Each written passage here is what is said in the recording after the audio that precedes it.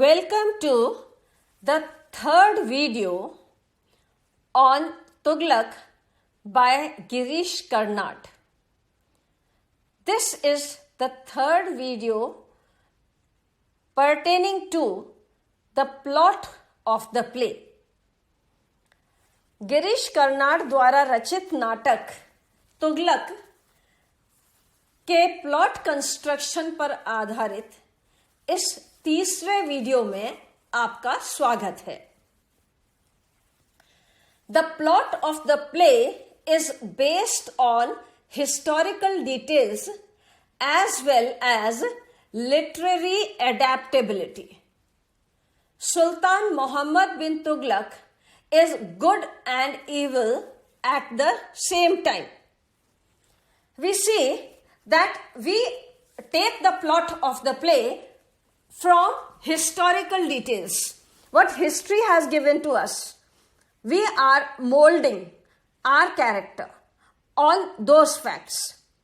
So the writer, the playwright, Girish Karnad too has taken the details that history has provided us and he has given it a literary adaptability. He has molded those things into literature. Tughlaq के plot के इस भाग में सबसे पहले हम अपना ध्यान इस तथ्य की तरफ ले जाते हैं कि जो कुछ भी यहाँ लिखा जा रहा है वो इतिहास से मिले हुए तथ्यों पर आधारित है और उन तथ्यों को साहित्यिक स्वरूप में ढाला गया है. क्योंकि 14th सेंचुरी का ये नाटक है और उस समय रिकॉर्डेड वर्जन चीजों का नहीं उपलब्ध होता था, इसलिए बहुत कल्पना, बहुत इमेजिनेशन के ऊपर इस प्लॉट को बेस किया गया है. Sultan Tughlaq is good and evil at the same time. Now because a man of opposites, we have seen him complex personality, we have seen him being called as a controversial personality. So we see that Sultan Tughlaq is branded or is coined in this manner because this is how this is the type of detail that exists in the historical facts. सुल्तान मोहम्मद बिन तुगलक को controversial या good and evil at the same time या complex personality इस तरह के शब्दों में जब गढ़ा गया है तो उसका कारण ये है कि इतिहास ने हमें उनके बारे में जो विवरण दिया है या विभिन्न स्रोतों से जो विवरण हमने पाया है वो इसी तरह का है. Looking towards the other facet of the hero, we find that he is fascinating because though he was one of the most learned monarchs of Delhi and had great ideas and a grand vision, his reign was also a miserable failure. Now, when we look towards the other side of the hero's personality or the way he ruled Delhi, we find that on the one hand, he was very, very learned. He was very intelligent. He had great ideas. He had great vision. In spite of all this, the reign, the time when he ruled was very miserable. जब हम देखते हैं कि सुल्तान मोहम्मद बिन तुगलक का व्यक्तित्व कैसा था तो वो बहुत बुद्धिमान दर्शाए गए हैं. उनके आइडियाज, उनका सोच, उनका चिंतन बहुत अच्छा, बहुत उच्च स्तर का था. उनका जो विजन था, जिस तरह की कल्पनाएं वो करते थे वो बहुत ऊंचा था. लेकिन उसके बावजूद उनका शासनकाल बहुत ही मिजरेबल रहा, बहुत ही दयनीय रहा, बहुत ही अवसादपूर्ण रहा. He started his rule with great ideals of a unified India of Hindus and Muslims being equal in the eyes of the state. Now, when Sultan Tughlaq began his rule, he had the idea of unified India. He had a concept that India should be one. And for that reason, he dreamt of a unified India, of India as one single body. सुल्तान का शासनकाल जहां शुरू होता है, वहां पर एक भारत, पूरा भारत एक है और उसमें हिंदू और मुस्लिम के बीच में कोई अंतर नहीं है. ऐसा उनका विजन था, ऐसा उनका जो कॉन्सेप्ट था, उसके आधार पर उन्होंने अपना शासनकाल शुरू किया था. To this and he abolished the burdensome tax jizya on the Hindus.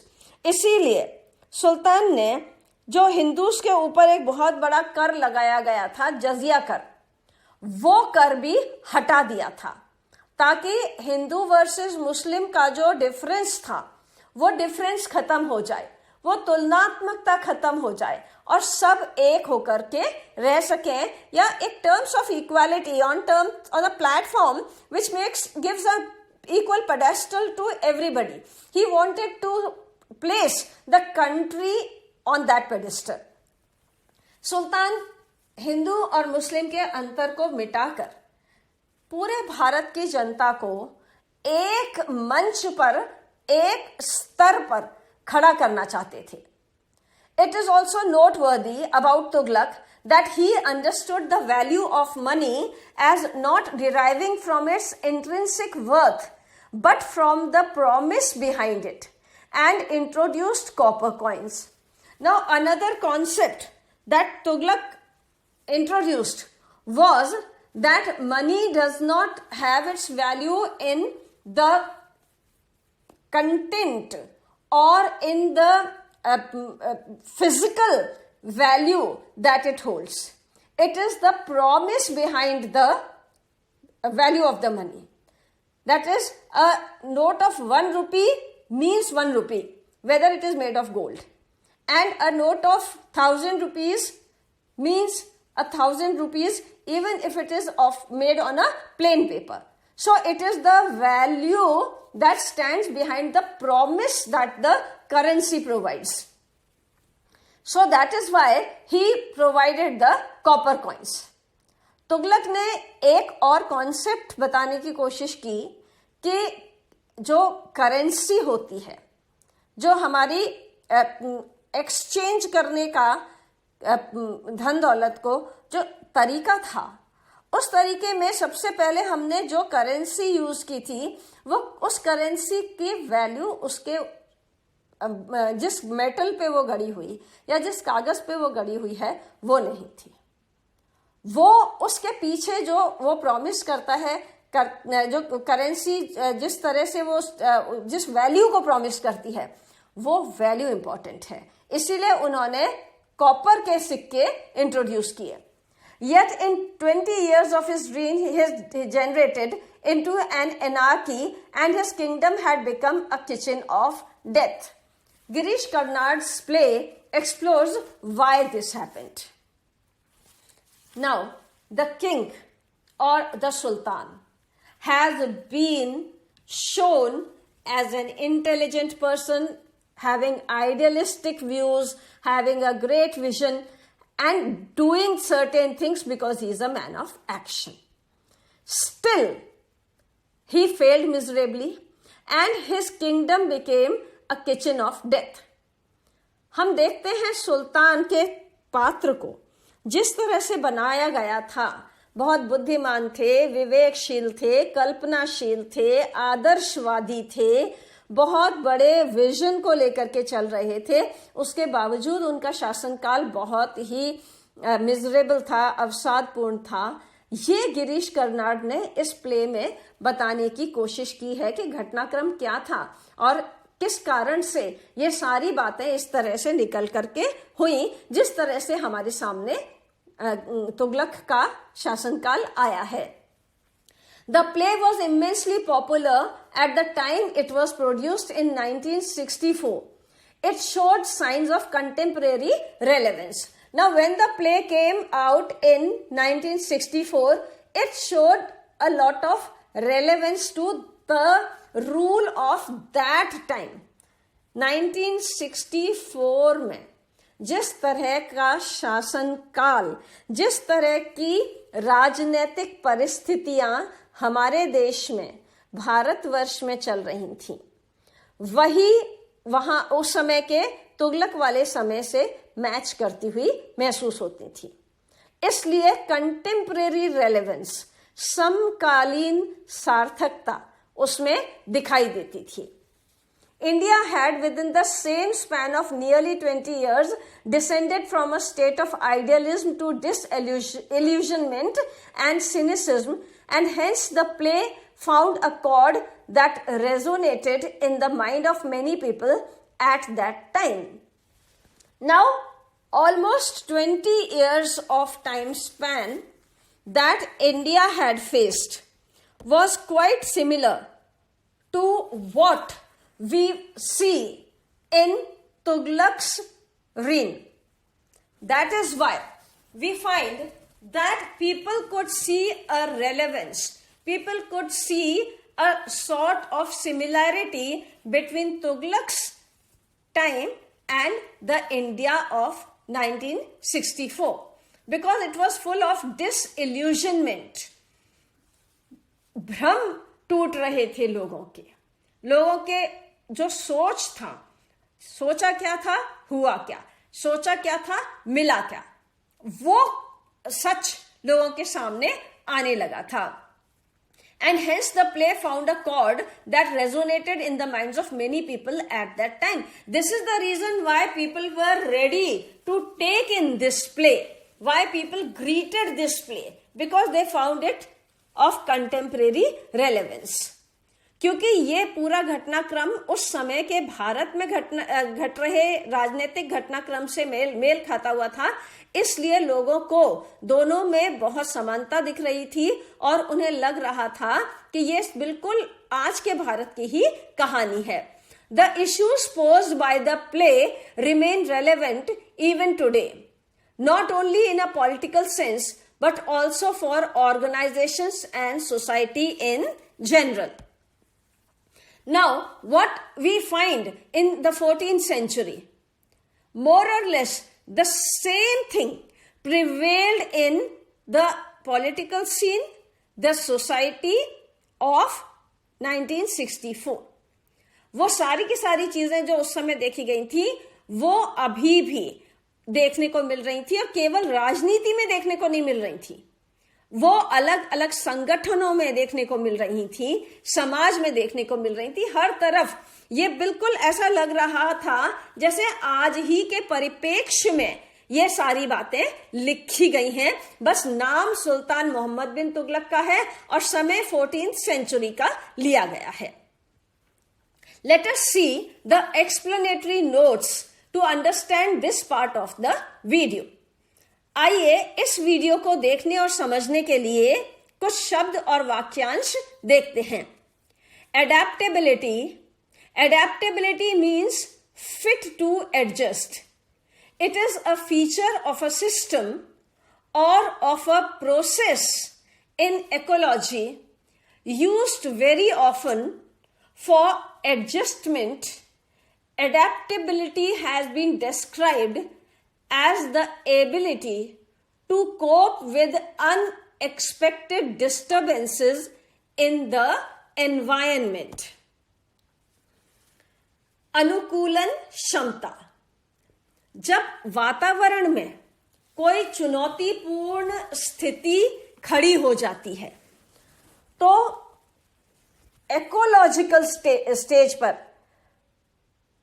जीव जंतु, पेड़ पौधे, ये सब के सब उस वातावरण के अनुकूल ढलने लगते हैं।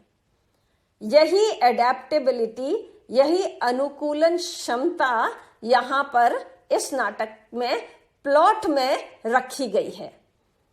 फेस इट, वन पार्ट और पर्टिकुलर एस्पेक्ट ऑफ समथिंग, किसी वस्तु का एक अंश या विशेष पहलू।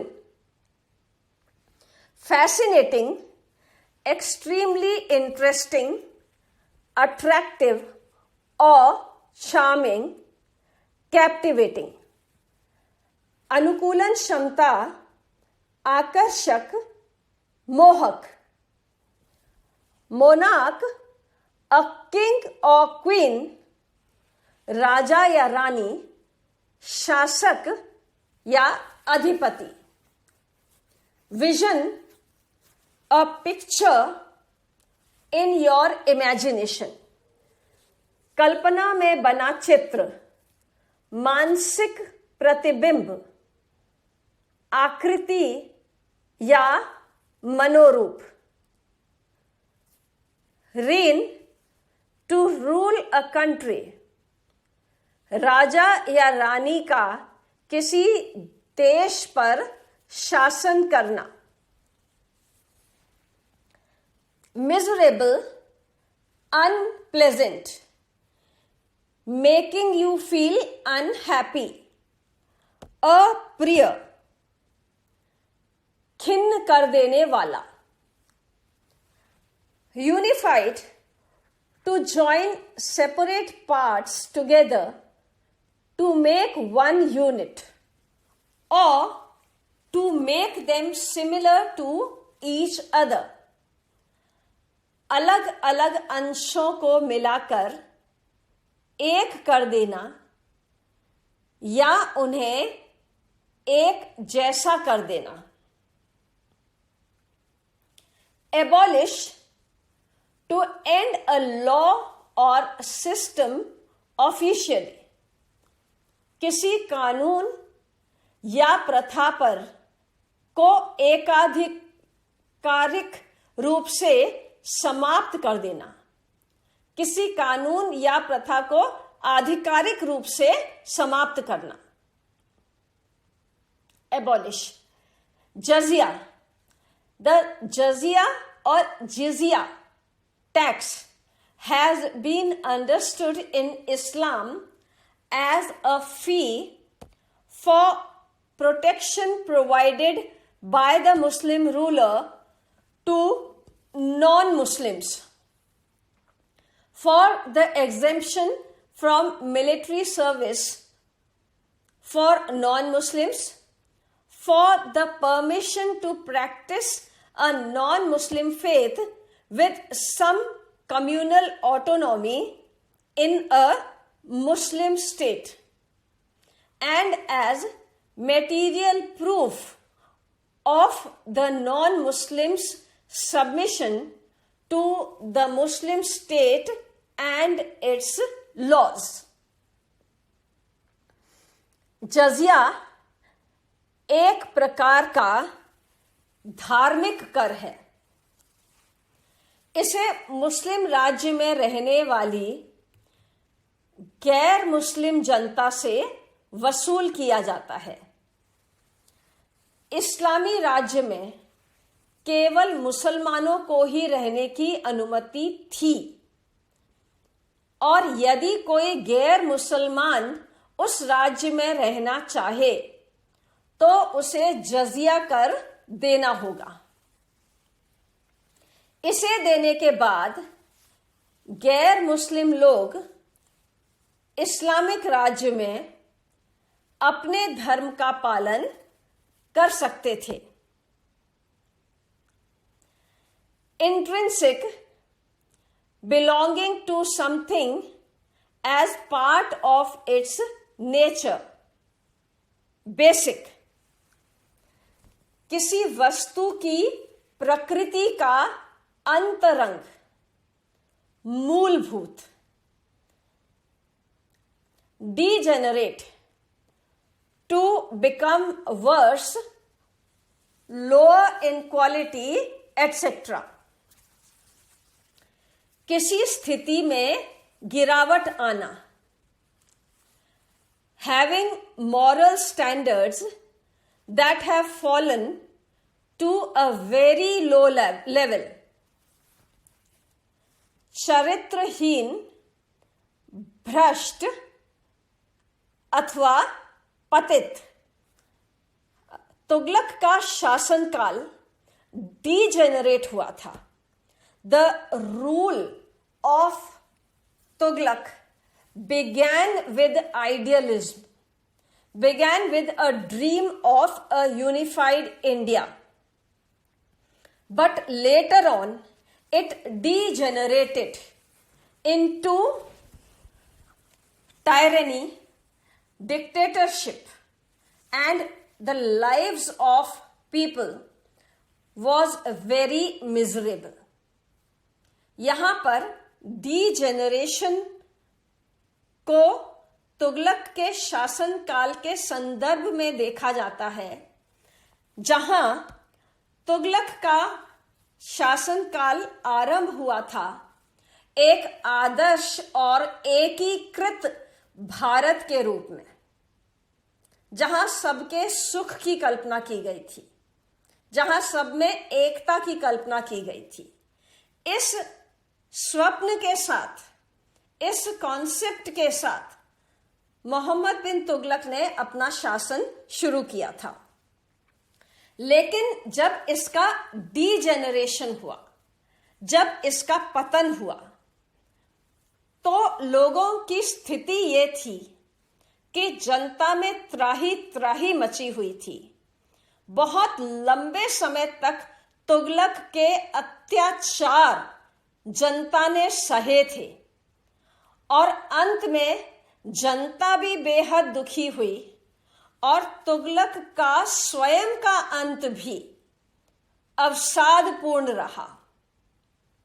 इसलिए इस शासनकाल को डीजेनरेशन वाले कॉन्सेप्ट में समझा जा सकता है। Anarchy, a situation in which people do not obey rules and laws, a situation in which there is no government in a country. Anarchy is where people refuse to obey rules.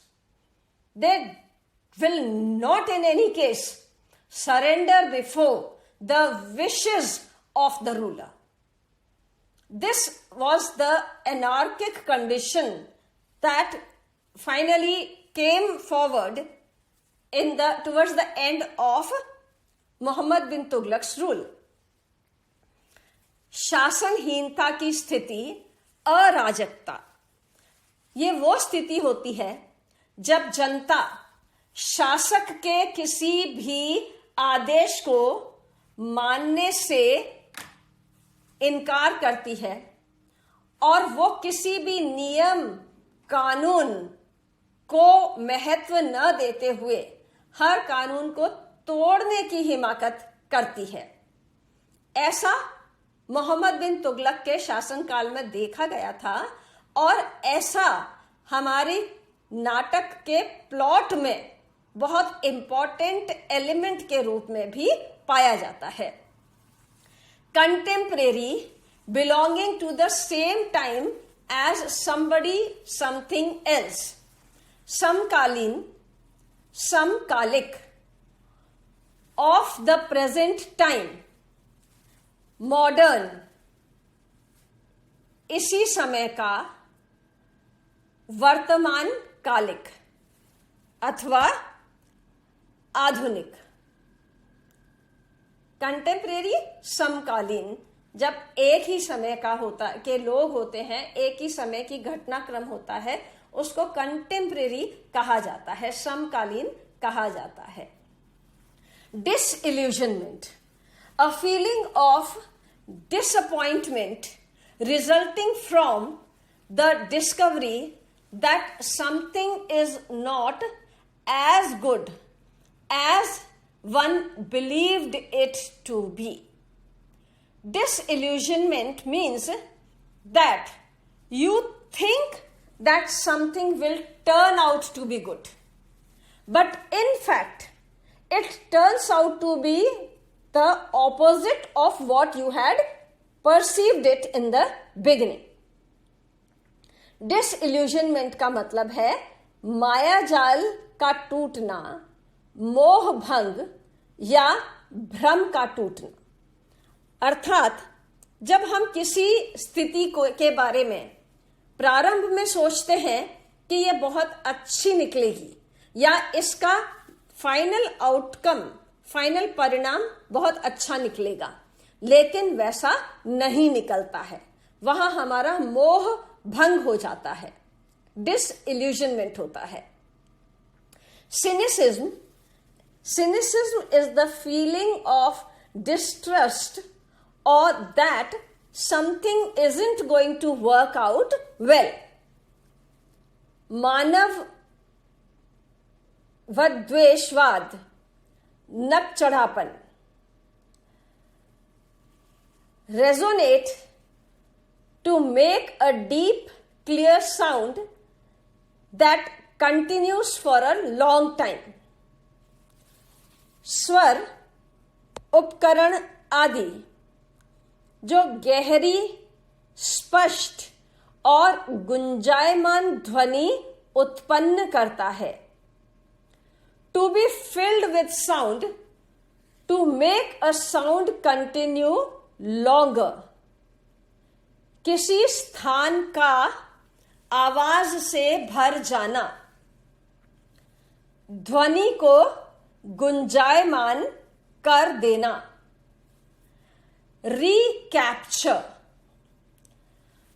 to win back something that was taken from you by an enemy or a competitor. शत्रु या प्रतिस्पर्धा द्वारा कब्जा की गई वस्तुओं को पुनः प्राप्त कर लेना।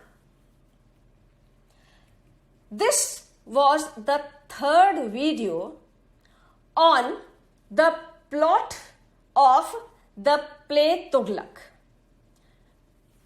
Some elements were discussed in the first video. Then the rest of the elements were discussed in the second video, following which we have discussed some elements in the third video, and we have the fourth video as well. So the plot construction will be completely studied in 4 parts, that is 4 videos. Kindly see all the 4 videos. नाटक तुगलक के plot construction को हमने अलग अलग भागों में बांटा है। कुछ तथ्य वीडियो नंबर 1 में देखने को मिले, उसके बाद वाले दूसरे वीडियो में रखे गए हैं, फिर तीसरे वीडियो में कुछ हिस्सा हमने अभी शेयर किया है, और उसके बाद चौथे वीडियो में भी कुछ अंश हमें देखने को मिलेगा। इस प्रकार तुगलक नाटक के प्लॉट कंस्ट्रक्शन को हम 4 वीडियोज में पूर्णतया समझ पाएंगे। इसलिए आप चारों वीडियोस ध्यानपूर्वक देखें। थैंक यू, धन्यवाद।